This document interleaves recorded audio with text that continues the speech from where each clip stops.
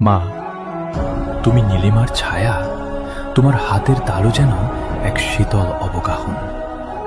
তপ্ত দুপুরে যেখানে জড়িয়ে যায় সহস্র বছরের ক্লান্তি।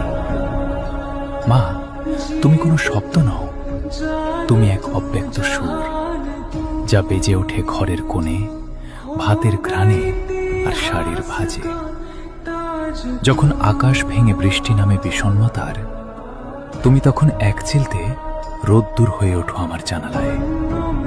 তোমার ওই চেনা আঁচলে কত শত জাদুকরী মায়া মুহূর্তে মুছে দেয় কপালে জমে থাকা সব দুশ্চিন্তার রেখা। পৃথিবী হয়তো বদলে যায় ঋতুর আবর্তে, ঝরে যায় শিউলি, শুকিয়ে যায় নদীর জল, কিন্তু তোমার ওই চোখ দুটিতে ঠায় দাঁড়িয়ে থাকে এক অদ্ভুত প্রশান্তি আর এক সমুদ্র গভীর নির্ভর। তুমি